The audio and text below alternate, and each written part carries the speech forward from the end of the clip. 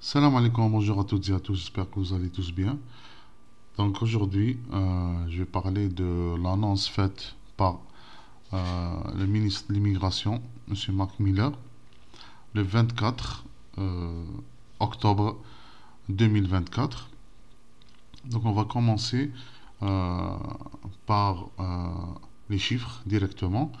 Donc l'annonce consiste à réduire l'immigration en général au Canada. Donc on peut dire que c'est pour la première fois que le gouvernement libéral a réduit drastiquement le nombre des immigrants. Donc on va commencer par les chiffres.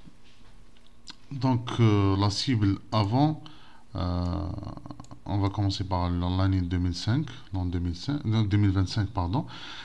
Les chiffres avant étaient de 500 000. Donc ça a passé de 500 000 à 395 000 en 2025.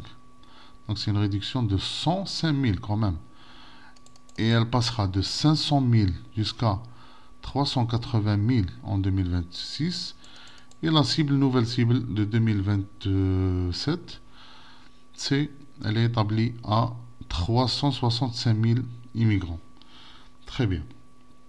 Donc ça, ce qui concerne le nombre, ou on va dire l'objectif de l'immigration des 3 années à venir.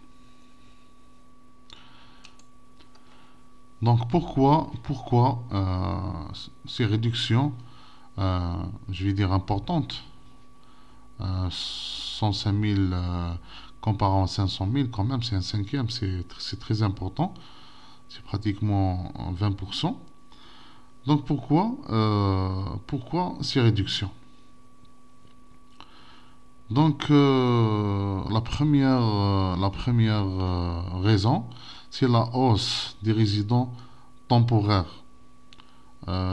Cette année, les résidents temporaires ont atteint la barre de 1 million et plus, et quelques. Donc 1 million, c'est énorme en tant que résident temporaire. Donc on a aussi, parce que le résident temporaire, en général, va devenir un résident permanent. Donc on va dire 50%, 30% va devenir un résident permanent à travers les programmes de l'immigration qui sont en place. Donc on a aussi, euh, on veut aussi freiner le nombre de résidents temporaires. Ça a un rapport direct avec le premier point. Et aussi faciliter la RP pour les résidents temporaires.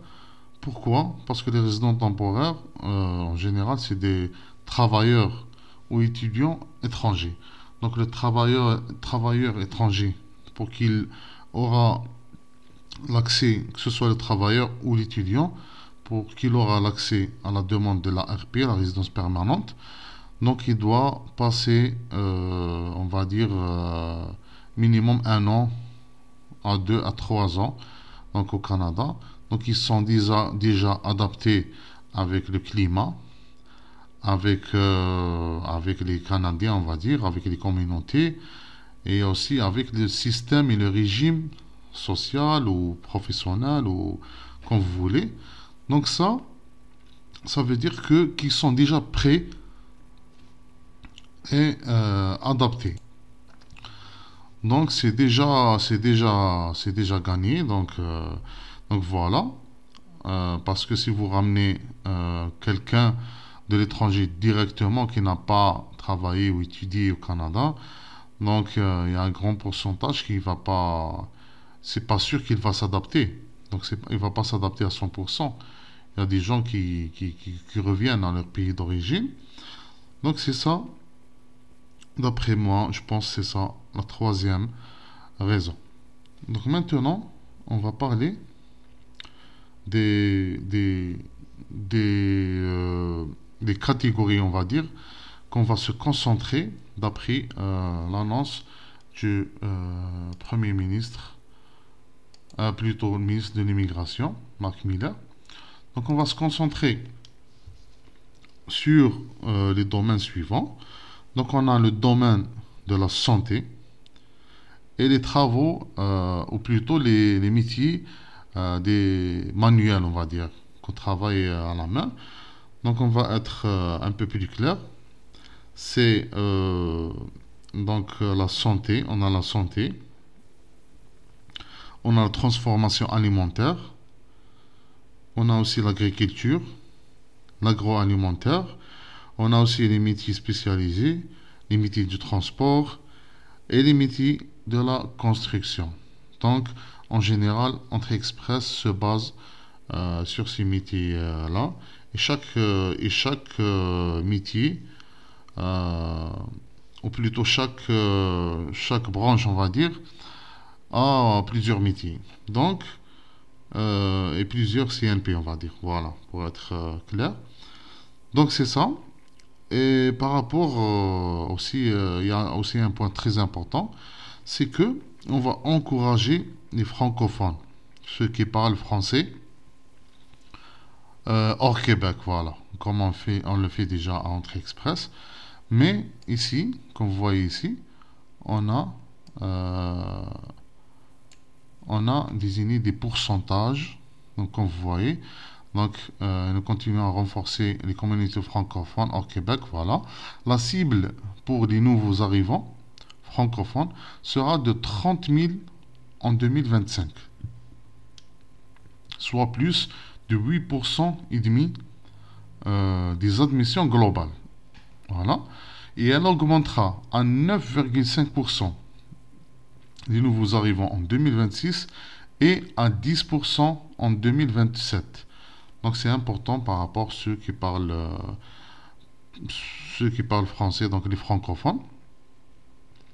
Donc cela signifie que malgré la diminution des cibles globales de résidents permanents, le nombre de nouveaux arrivants francophones que nous espérons voir s'établir à l'extérieur du Québec continuera d'augmenter d'une année à l'autre.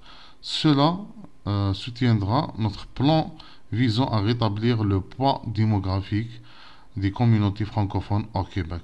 Enfin, j'espère qu'ils auront cet objectif-là parce que à chaque fois, on demande des francophones hors Québec et après 1 an, 2 ans, 3 ans, 5 ans, on va revenir à Québec. Donc, j'espère qu'ils auront ce qu'ils veulent par rapport à ça. Donc, il y a aussi un programme des étudiants étrangers francophones hors Québec aussi. J'ai pas mis de vidéo sur ça, mais je vais en mettre, Inch'Allah, plus tard.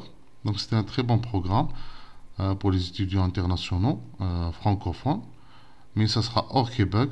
Je pense, enfin, il y a des conditions, mais je pense qu'après 12 mois, une année d'études, vous aurez accès à la résidence, à la demande de résidence permanente directement. Enfin, j'espère que j'étais clair. Et si vous avez des questions de préoccupation, vous me laissez en commentaire. Et j'espère répondre à tout le monde. Bon courage à vous tous. Salam, ciao, ciao.